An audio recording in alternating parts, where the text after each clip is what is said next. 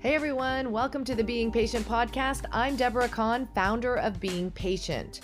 When my mom was diagnosed with Alzheimer's disease, I decided to use my skills as a journalist in a different way.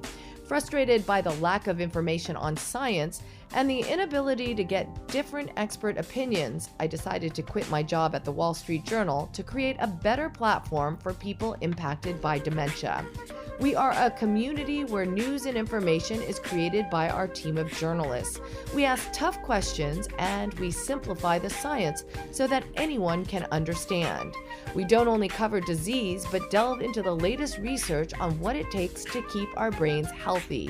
We invite the experts and ask your questions. Here's today's podcast. I hope you enjoy it. Hello, everyone. Welcome to Being Patient Perspectives. I'm Deborah Kahn, founder of Being Patient. We have a delightful segment planned for today. We all know the value of music, whether you've been diagnosed with dementia or not. Music brings joy to everyone's lives. And we recently were made aware of this wonderful program with members of the Wisconsin Amazing Grace Chorus. They're a singing group of people living with dementia and their care partners, and it's sparking a growing movement of memory choirs. So please join me in welcoming Dan Johnson. Can you just put your hand up? He's a care partner to his wife. Heidi and Steve Mays. Steve has been diagnosed with dementia and Heidi is his wife. And Stephanie Houston, who is from Wisconsin's you're from the Wisconsin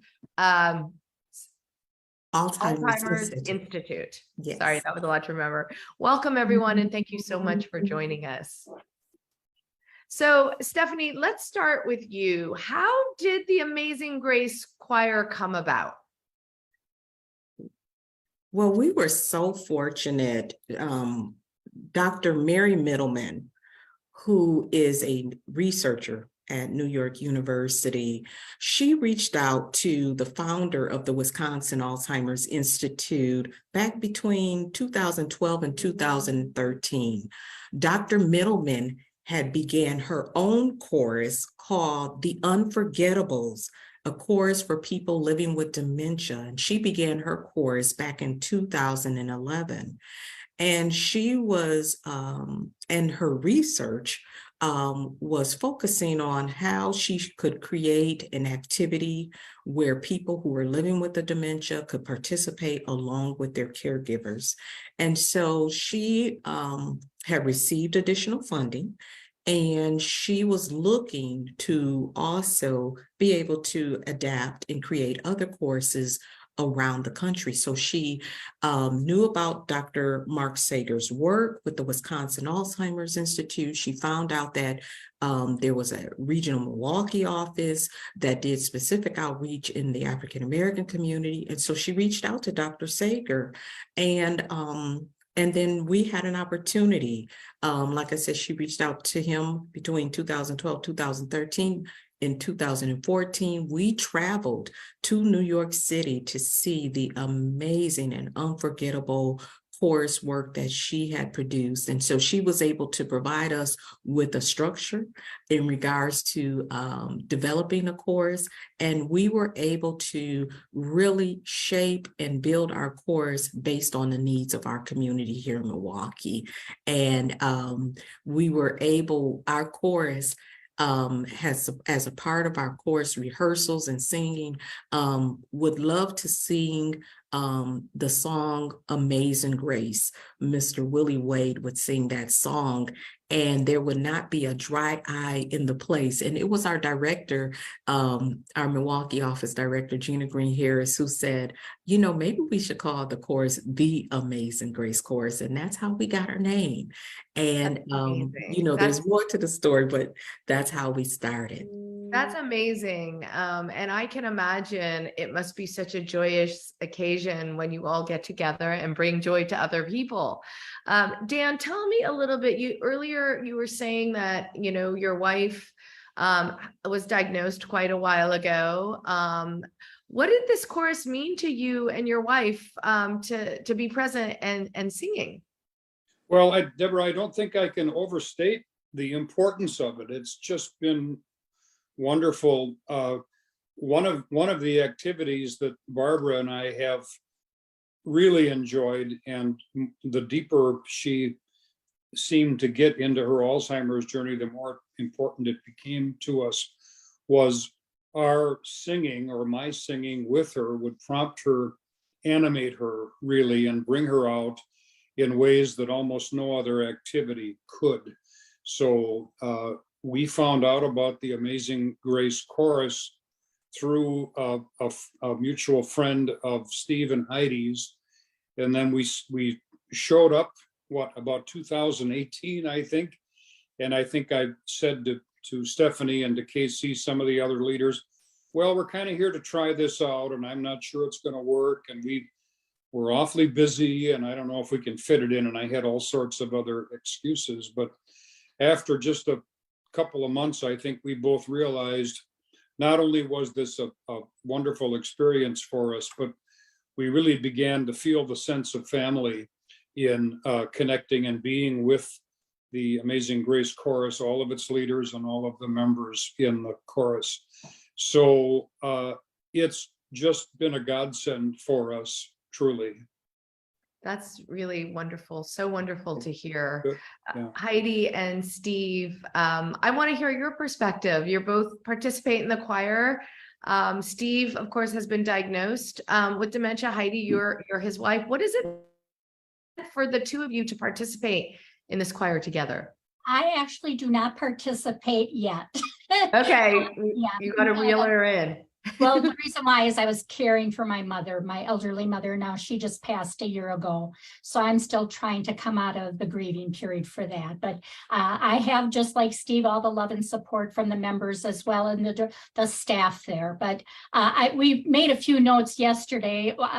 Steve feels it's just one big happy family, that everyone supports one another. The thought came to him yesterday about comparing the choir to a casserole. all the different voices that blend together into the final result. And he said it didn't matter what your skill level is, the choir is all inclusive with no judgments. And then he talked about, do you want to talk about sitting next to Dan? And Dan is family, Dan gets a solo and everything, so I enjoy, sitting next to someone with a solo. It's a rush.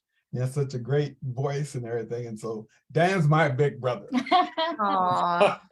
Steve, I thought you were going to say I was the tuna in the casserole. Big brother is better. I'll go with that. Oh, it's enjoyable, to be in the family. That's right. Yeah, it's just enjoyable. And now, Do you feel, Steve, I mean, I see it within my own mom who's been diagnosed with Alzheimer's, that when I was saying earlier, she loves Tony Bennett. And when I play her Tony Bennett, she remembers all the words and she dances and there's a lot of joy. Do you feel like dementia doesn't take away your memory? Do you have that feeling from your perspective? I don't think about it. Even if it does, I don't go around and think that I have it. We get together, sit next to Dan, and we just have a good time. And that's why I look at just a good time. Not, anything negative, I don't care. I'm with Dan, and we have a good time for a couple hours. We do. well, and beyond Yeah. Dan, everybody else. Oh, yeah.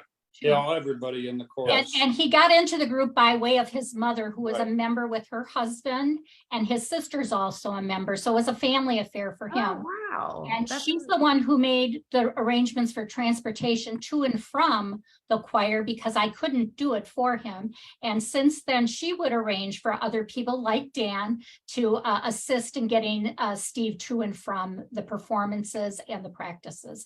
So Amazing. again, really supporting one another and helping each other. How often do you tell us a little bit? How often do you get together? What's rehearsal like? And then, are you performing all over the place? Like, where can we see some of your performances? Good Should I Stephanie? go ahead, Steve? Or do you want me to run with that a little bit? I can say, Sure. since COVID, finding appropriate performance venues has been difficult. And but prior to that, and I hope we get back to that post-COVID just as soon as we possibly can. We were not on a national level, but we performed in the Milwaukee area. We performed in a couple of venues in Illinois, and then outstate, meaning Madison and some of the other surrounding cities around the Milwaukee area. We would typically perform, I don't know, in a half a season or a semester, what, 6 or 8 performances? And then we would practice typically on a Saturday morning for a couple of hours. We have another practice or rehearsal Saturday morning, in fact. And the rehearsals are, we get down to business because our directors, want us to do that, but there's still an awful lot of fun, an awful lot of camaraderie. And I think that's where we truly all bond with each other. I mean, I have never been present in your practices or seen you perform, but I can feel that just by talking to you. I can feel the friendship and I can feel the camaraderie. And Stephanie, how wonderful to create something like this, where it's not about Alzheimer's or dementia first. It's about love and compassion and, camaraderie. That's truly, really what it seems like it is. Am I correct about that? It really gives the participants such a rich and meaningful shared experience. And in our meetings, in our chorus rehearsals, sing-alongs, we want to make sure that within there is no stigma. Everyone knows the purpose of our chorus. And I think from the individuals coming together, the love for music, I think some of the leading principles with our chorus is love for music, love for family, love for life. And it is about improving the quality of life of those who are participating and encouraging those in our community about hope. And what many times for a lot of people, the unexpected. Our chorus, we have a spring and fall season. Our chorus rehearsals usually are up to about 11 weeks. And then we end with a community performance, but prior to the pandemic, in 2019, we had about 14 community performances. So we would rehearse and we would go out and spread our message of love and song and quality of life with the rest of our community. And it's just brilliant to see it in action. And I can't say enough about the families like Steve and Heidi and Dan and Barbara who come to the chorus, and they think that we are enriching their lives when it is such a rewarding work. I can't say enough about it. It seems absolutely incredible. And I guess the thought going through my mind is you guys are all lucky you're in Wisconsin. Right? You're near each other and you can do something like this. How do people, like when we talk about, and when I introduced you, we talked about a movement of memory choirs. Is there any initiative to have this spread further than where you are, than Wisconsin? When we began and with Dr. Middleman, she was the first dementia chorus, and she began a chorus in upstate New York and also a chorus in Minnesota called Giving Voice. They also received technical assistance for her. Giving Voice, they have really expanded their reach in providing technical assistance to other courses. So now there are other courses around the country. And in 2019, we had the opportunity to participate in a national campaign with Maria Shriver called Alzheimer.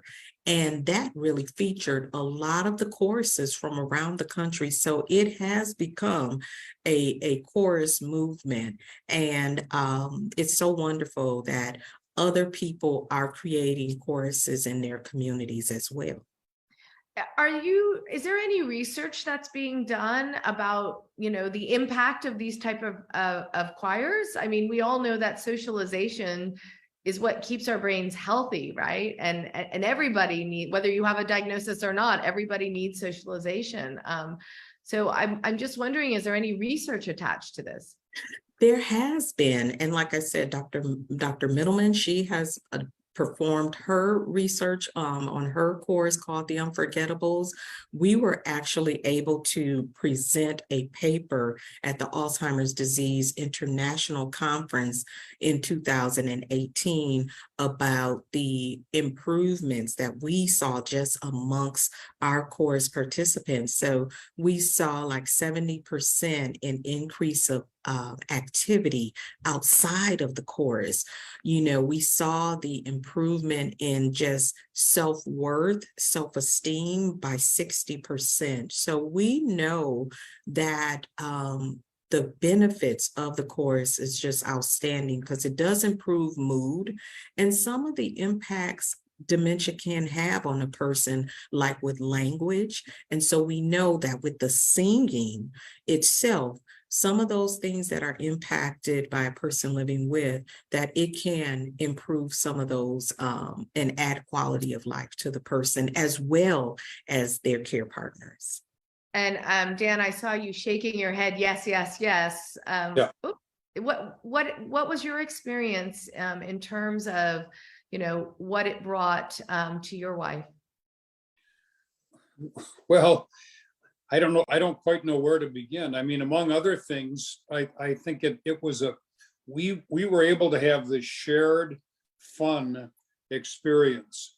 And as you know, and all of us on this call know, when you're an Alzheimer's caregiver, fun is something that can be in short supply. So that was a wonderful thing to be able to have that, and to have an activity with my spouse who has pretty severe Alzheimer's at this point, where I didn't have to be as much her caregiver, but rather sit next to her and just both of us feel the joy of singing and, and doing our best. It was absolutely wonderful. That is amazing. Oh. As your title says, and you didn't think that you were going to get away without singing, because you're a choir after all. So Dan, you're going to lead it, but please indulge us and let's spread the word, and let other people know what great things that this choir is doing. Okay, well, and I'll defer to Stephanie. At least Stephanie, give us a thought on what Steve and I and you now should perform. We did Amazing Grace a few minutes ago. What should we do? Let's see. I mean, you can do Amazing Grace again, because nobody got to see it except me. But oh, well, if you want to do that again, I'd rather do something. But okay. Stephanie, you decide. Okay. I think it would be wonderful to hear just a little bit of solo from Dan. He sings one of our favorite songs. The Christmas song. Yes, it could be a Christmas song or a jazz song. Well, yeah, all right. Let's see. Should we do a few lines of a Christmas song by Nat King Cole? I don't have a pitch to start on, but I'll try to make one up. Is that what you'd like for a couple seconds? Sure, that's fine. Should we do that? Okay. This is one that became very popular in the mid-'60s by Nat King Cole. And I don't know what pitch I'm starting on, but I'll give it a try. This is the Christmas song. Chestnuts roasting on an open fire, Jack Frost nipping at your nose, Yuletide carols being sung by a choir, and folks dressed up like Eskimos. Everybody knows a turkey and some mistletoe help to make the season bright. Tiny tots with their eyes all aglow will find it hard to sleep tonight. They know that Santa's on his way. I don't know how to stop now. Yeah, don't stop. Lots of toys and goodies on his sleigh. and every mother's child is going to sigh to see if reindeer really know how to fly. And so I'm offering this simple phrase to kids from 1 to 92. Although it's been said many times, many ways, Merry Christmas to you. Beautiful. Okay, thank you, thank you. Thank you. That's the most a cappella thing I might have ever done, but it's so good. Thank you. How Thank amazing you. is that? And Stephanie, for people watching and saying, I want to do something like this too, do you guys have a website? Like, how do We people do. even know how to start something like this? Or maybe you'll have online events that they can join in on. What's available? Sure. So most recently at the Wisconsin Alzheimer's Institute, we have what is called the Wisconsin Dementia Resource Network. And myself, as well as 2 other chorus leaders, we did a talk about hybrid choruses. As Dan was explaining, our chorus, we meet in person as well as online. But most recently, we did a webinar about beginning a chorus and also a hybrid chorus. So if individuals would like to know more, they can go to the Wisconsin Alzheimer's Institute website at www.wisc.edu.